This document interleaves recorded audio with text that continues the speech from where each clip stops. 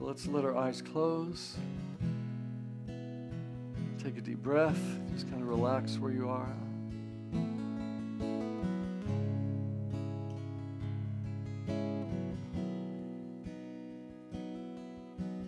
Open heart, open mind, open arms to all mankind. Open heart, open mind, open arms to all man. Join me. Open heart, open mind, open arms to all mankind. Open heart, open mind, open arms to all mankind. Open heart, open mind, open arms to all mankind. Open heart, open mind, open arms to all. I give from the all in my heart. I give from the all in my heart. Open heart, open mind, open arms to all mankind. Open heart, open mind, open arms to all. I give from the all in my heart. I give with the all in my heart. I give from the all in my heart. I give with the all in my heart. Open heart, open mind, open arms to all mankind. Open heart, open mind, open arms to all mankind. Open heart, open mind, open arms to all mankind. Open heart, open mind, open arms to all mankind. Open heart, open mind, open arms to all mankind. Open heart, open mind, open arms to all mankind.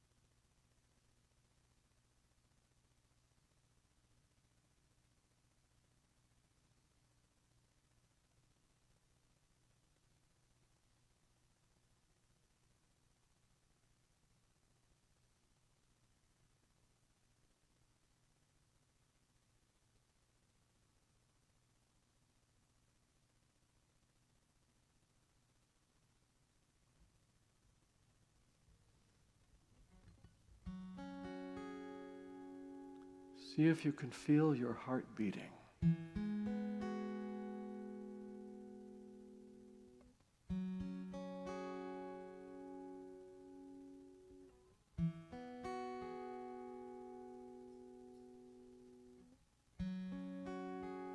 That never-ending heartbeat.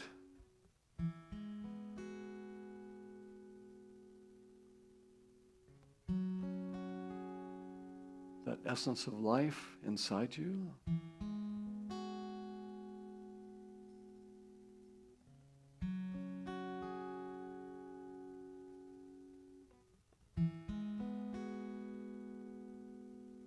Feel your heart beating.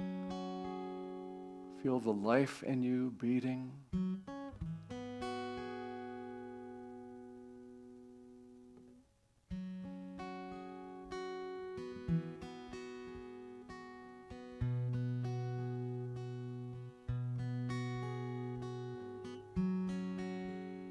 It's like a clock always ticking. Like God is always talking to you from the essence of life inside you.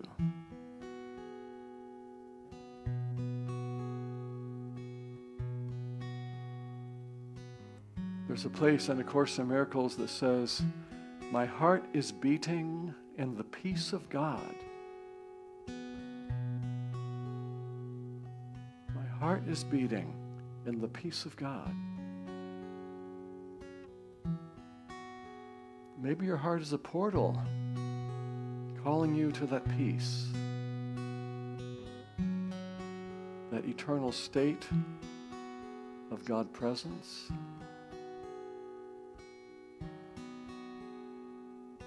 My heart is beating in the peace of God.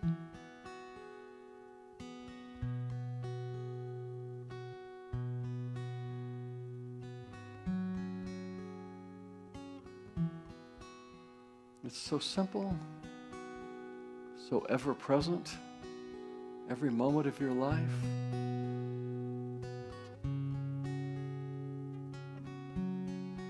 My heart is beating in the peace of God.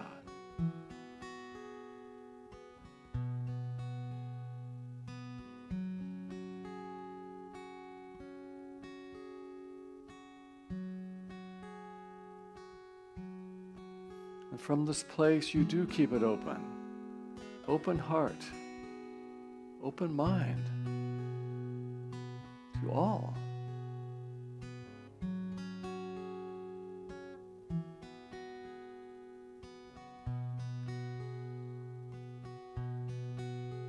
And then you can remember the same experience is happening in everyone.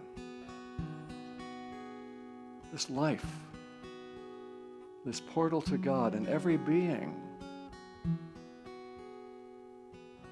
Their heart is beating in the peace of God.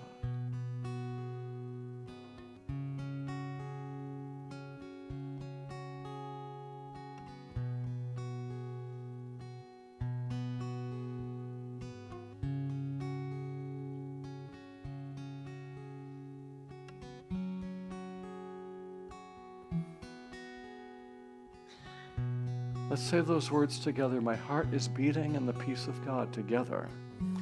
My heart is beating in the peace of God.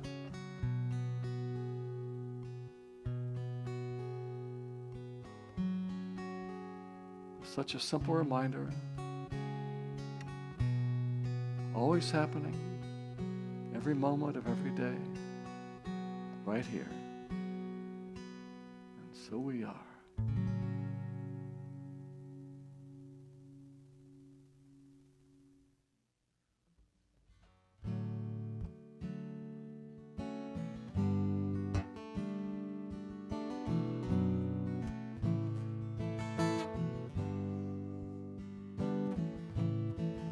I offer you my heart, I bring myself to you. I offer you my love, that I may join with you. I offer you my heart, I bring myself to you. I offer you my love, that I may join with you. God only knows what will come. God only knows what will come. God only knows what will come. And God always knows that we're one. I offer you my heart, I bring myself to you. I offer you my love, that I may join with you. I offer you my heart, I bring myself to you. I offer you my love, that I may join with you. God only knows what will come. God only knows. God only knows what will come. What will come. God only knows what will come. God God always knows, and God always knows that we're one. My arms are open wide. They're here to welcome you. These fears I cannot hide, but I'm gonna see it through. I'm gonna see it through.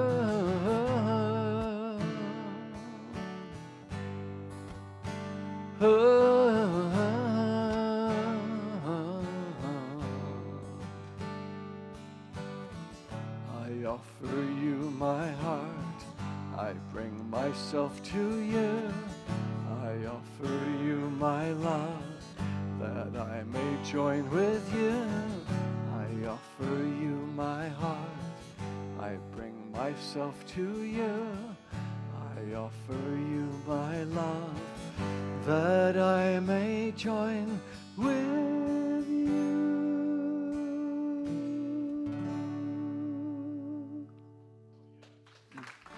Free your mind. And this is a lot about freeing your mind, because often don't we get caught up in our linear thinking or lower mind, the chatter, chatter, chatter. I know I do. And I think one of the biggest complaints from my wife is that I'm in go mode, or I'm trying to figure stuff out. You know, like she'll say a sentence. Men, tell me if, or, okay, humans, tell me if you've experienced this. Like she'll say an entire sentence. I missed the first word, and so I don't know what the rest of the sentence is about. And I have a choice, don't I? I have a choice to, and usually the tendency, which she's helping to correct, is I'll get scrunched up in my face and look confused and like, just tell me what the first word was so I can understand what just happened. And I realize this is a turning point. This is an inflection point. I have a choice to get all upset about not hearing the first word, which is the whole mental thing, or I can free my mind and just come back to my heart and just kindly ask, so could we go over that again? But she says, my face always looks like this. And that's not really working in our relationship. Now, what I also can tell you is that I was married previously, and my first wife said I did the same thing. So what she would say was, you have to feed the information to the computer just right so he'll understand. And I admit that's kind of true. So it's a learning process. You know, how do we get out of this? Because it can become a default we go to. You know, the linear mind, the chattering mind. How can we focus back in the heart? You've always heard the phrase, you know, focus your mind. Well, how about focus your heart? How about let the mind have its place? And we need our minds. But I think also if you notice you're trying to figure things out, like let's figure out our relationship, I'm not sure if it happens in the figuring out area. I think it's a heart experience. How can I meet you heart to heart? And not necessarily mental. The power of a focused heart. I guess the last complaint I'll share is, Charlie, you're in go mode again. You're in go mode, which is, again, it's like instead of being, you know, she'll say she misses me because I got to go to this, I got to, like it's like some deadline which I created, but I'm not present. What's the point of that? What's the point of not being present in our lives just to get things done? You may have heard me say this before. I love this thought that came to me, which is when you're in the spirit world before coming here, was your first thought, I can't wait to get to earth to get a bunch of errands done? Is that why you came here? No, it's to connect soul to soul, to learn, to grow, to be with each other. What do I learn from you? What do you learn from me? How do we join? How do we see that the word unity is real? It's not just a nice word on the building. And to live from that. So what I've noticed what I do, I have to notice I'm doing it, stop, pause, slow down, maybe remember my heart is beating in the peace of God. Is that a great reminder? this little tick, tick, tick. My heart is beating in the peace of God. Bring that to every moment. And, I think the spiritual journey is, first of all, I want to say, anything I say today you've probably already thought of, I may say nothing new. I think my goal is that we come to church to remind ourselves, or maybe we hear it in a slightly different way that maybe hooks and we can remember at least till Wednesday. I often think that my mission, I've said this for decades, my mission in life is, as a musician, is to write jingles for God. And the idea being that some truth gets stuck in your mind just like a jingle, like it just gets hooked. And at least you can hang on to it for a while. I have a friend who's a Unity minister. He's passed on, but I'm still saying I have a friend. And he would impress people how he could quote A Course in Miracles. All he was doing was remembering some songs I'd written where I'd put words to the chorus into a song. But again, jingles for God, the hook. So anyway, I think this is a journey of forgetting and remembering in its simplest form. We know this truth, and it's like, oops, I forgot. And just come back to center, come back to my heart is beating in that peace.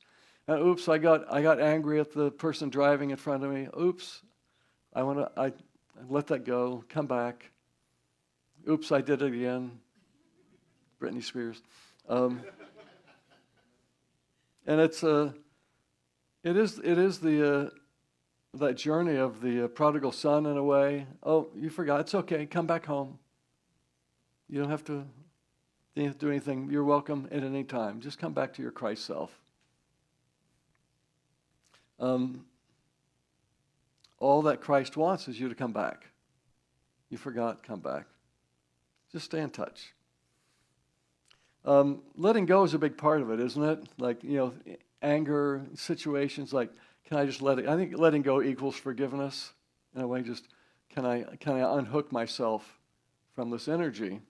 I found a quote from Eckhart Tolle, and he said that sometimes letting go is an act of far greater power than defending and hanging on. Like there's more power in letting go than defending your position, than hanging on, than trying to work, fight it out. If I often I get this image of if you're in a tug of war, that energy, that back and forth energy, that conflict.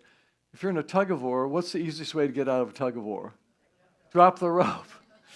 Drop the rope. Use that in your life. If you find yourself like there's just like, what if you just didn't engage? Or if you see yourself engaged, what if you just like, wait, why am I in this battle? There's something better here. I've heard of, and I haven't gotten deeply into this, it's a Hawaiian practice called Ho'oponopono. You've probably heard of it, some of you. And there are 4 steps to it. It also looks at the same thing, like how do I let go and come back to my heart? How can I focus back in how can I free my mind from this chaos and come back to something deeper? I think there's also divine mind, but usually when we talk about mind, it's that chattering lower human, like just, this is not useful mind. So the 4 steps are, I'm going to do the headlines and a little bit of talk. So it's, I'm sorry, please forgive me, thank you, and I love you. I'm sorry, please forgive me, thank you, and I love you. And what I love is that this practice of Ho'oponopono has what I think is a revolutionary, overarching concept, which is that you are responsible for everything happening in your life. Now, most of us don't want to say that or think that. I'm responsible for everything. This is all my doing. And there's something like aggravating and freeing in that at the same time. So of course you didn't drive that car into the thing and you didn't scrape that, that other person did that. However, on a larger scale, your soul is calling every lesson to you for your growth. So can you take responsibility that you have asked for this into your life? And then maybe that's freeing. And maybe you can let go. It's a revolutionary concept. So everything. So I'm sorry. So I'm sorry is surrendering and letting go. I think the 2 parts are letting go, 2 parts are heart. So I'm sorry. So that's you surrendering, letting go into the relationship. Please forgive me. Again, letting go, humbling. And then thank you. To me, that's extending the heart. Thank you for teaching me what I need to learn, for showing me I have another step in my growth. And then finally, I love you. And that's extending in the heart, and also I think just welcoming all of life into you. I love you. I am connected to you. I am one with you. As much as my lower mind doesn't see that at all. Letting go. Letting go of what isn't working, coming back to love. Life is simpler if you're not always defending. Can you get into that? Life is simpler if you find yourself defending. I do this all the time. I'll start to, I notice myself, I kind of like, it's a reflex. It's like a knee jerk. I go into defense. I need to defend myself. It's like, wait. And there's a reminder in A Course in Miracles, if I defend myself, I am attacked.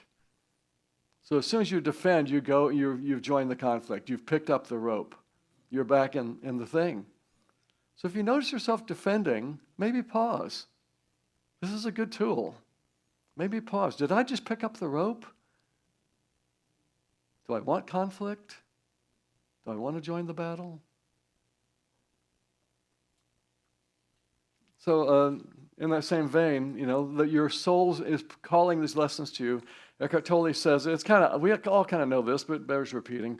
Life will give you whatever experience is most helpful for the evolution of your consciousness.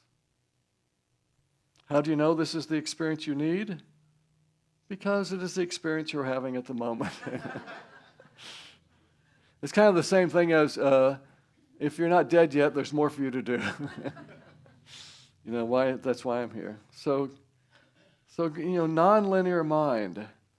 Can you perceive your world with that bigger perspective? The lessons are coming to me. Again, it's not anything you haven't thought of, but it bears repeating. I think that's useful. If you notice yourself going into defense, or if you notice yourself trying to figure things out, maybe drop the rope, maybe come back to your heart. Figure out. Let's figure out our relationship. So I want to share a few experiences where non-linear, heart-opening experiences have shifted my life. And the first one, it has to do with, this is back in the 70s, but this is a beautiful experience I had. And a buddy of mine, he and I were just going to see this open house. It was a small remodel of a house in his neighborhood. And it looked really cute, like this old, 100-year-old wooden house. Is what do they call it, a shotgun design.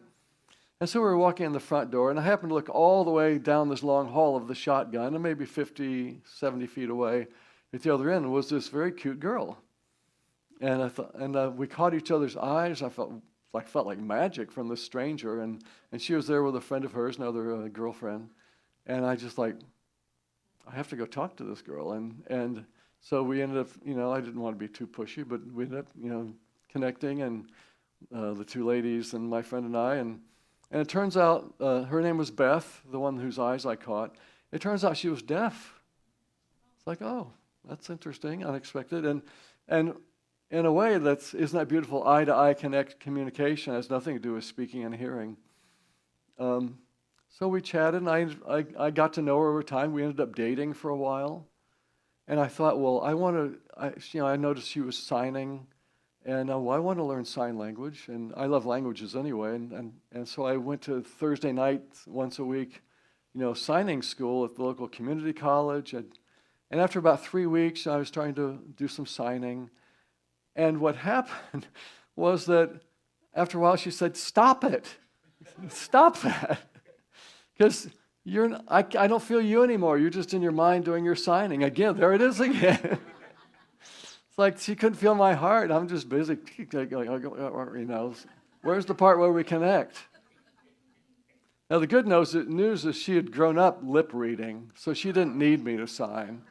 She learned it later in life, actually, for her job, working with deaf people.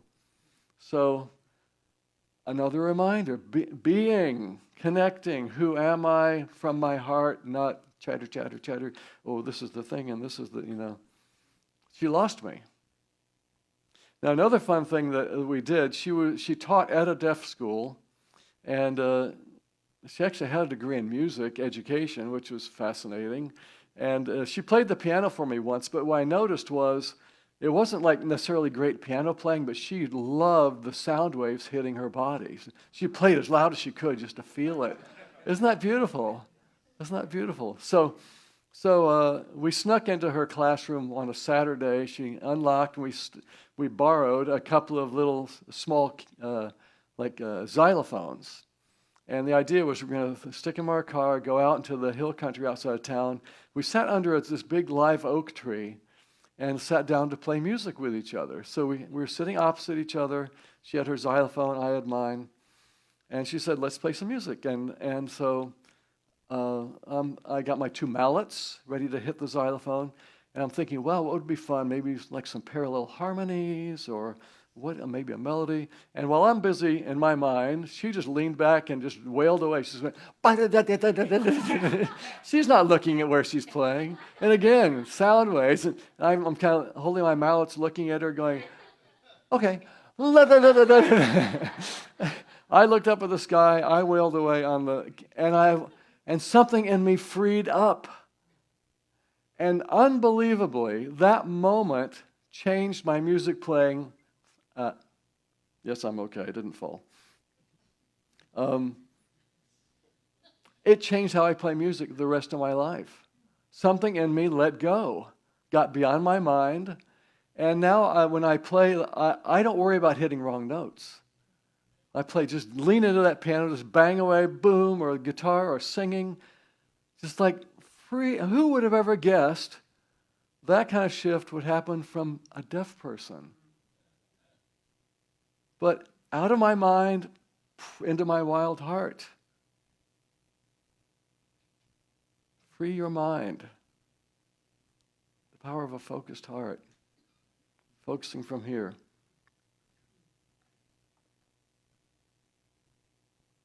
You can't talk about the heart without also remembering the heart breaks. Things happen.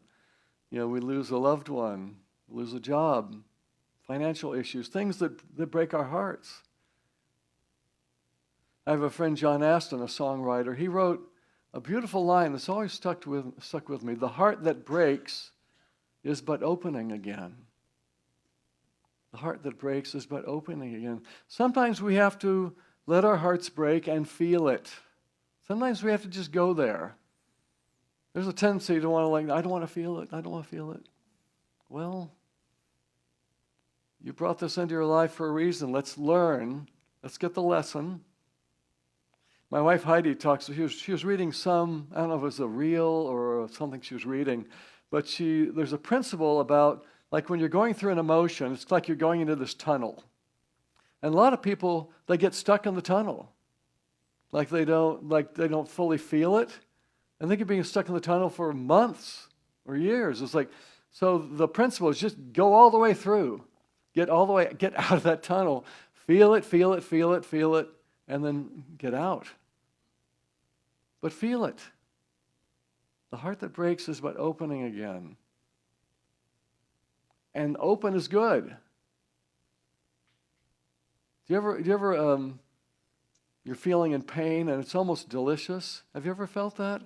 Like just crying in bed. It's like sometimes it feels good to just go there instead of resisting it. Just feel it.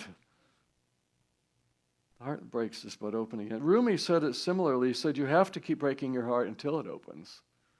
The philosopher Rumi. I wrote a song, Storms Will Come. And the line, it goes, storms will come, storms will go. And that's true. Inner and outer. Just stand in the wind and let things blow. Blow you away and cleanse your soul. You're willing to say what you can't control. Welcome to life. Feel it. Move on. I remember as a minister attending a retreat, and we had a great conversation, and a line that she said, I love, and she said, this is essentially, some people are essentially saying this. I want to make sure I get it right. That people, their attitude is, I want to be enlightened, I just don't want to have to change. Is that good? It's funny, it's kind of, but it's us. We're laughing because it's a part of us, it's true. I want to be enlightened, I just don't want to have to change. Well.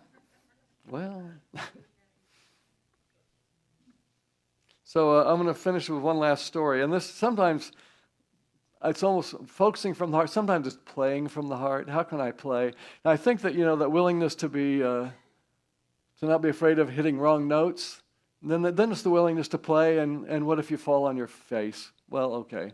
I played some notes anyway. So this happened on a flight from Chicago to Rome. It was a number of years ago, and I was, flying. I got this upgrade to business class, a free upgrade, which is sweet. On American Airlines, I'm good to them. They're good to me.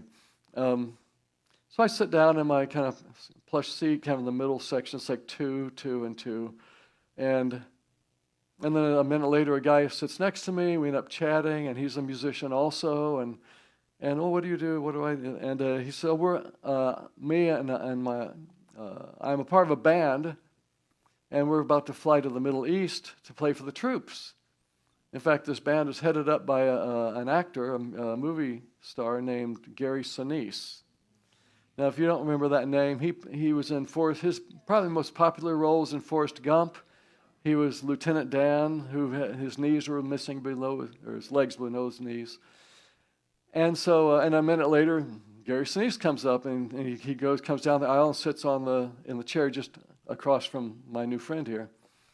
And I don't stare at him or anything. I'm like, that's Gary Sinise. and so we take off, and maybe 30 minutes into the flight, a flight attendant pops through the curtain. She comes out and says, they told me there's a movie star somewhere in this section. Which one of you is it? I can feel him cringing. So it's me.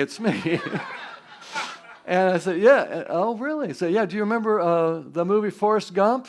She says, no, I didn't see it. So, well, I played Lieutenant Dan in that, so I knew I had free reign to say whatever. Yeah, I played Lieutenant Dan in it. She says, oh, fun, okay. And then she goes behind the curtain, and I kind of lean forward, and I can see Gary, he has a twinkle in his eye. I think he's silently saying, thank you for saving me. Let's just play. Don't worry about wrong notes. Focusing from your heart is a lot more important than what your mind is thinking about wrong notes.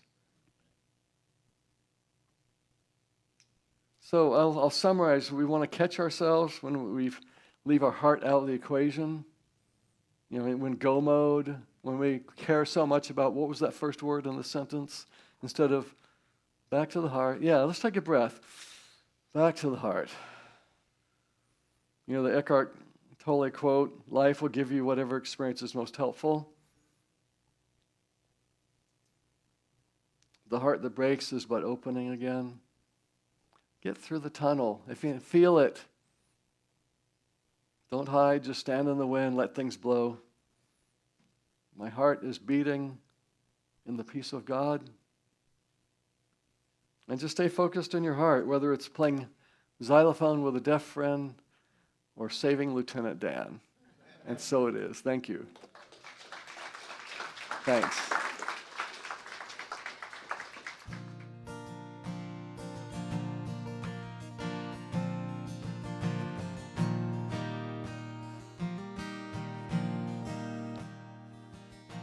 Open my heart, I close my heart, open my heart, and then I close my heart again. Stand in my strength, I back away, stand in my strength, and then I back away again.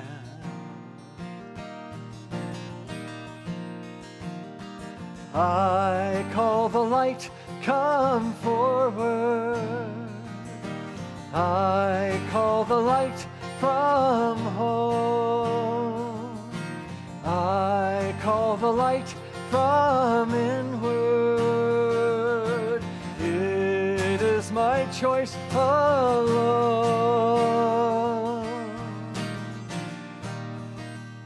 Stay in my heart, I choose again to stay in my heart. I choose again this time for good. Stand in my strength, I choose again to stand in my strength. I choose again this time for good. I hold the light forever. I hold the light from home.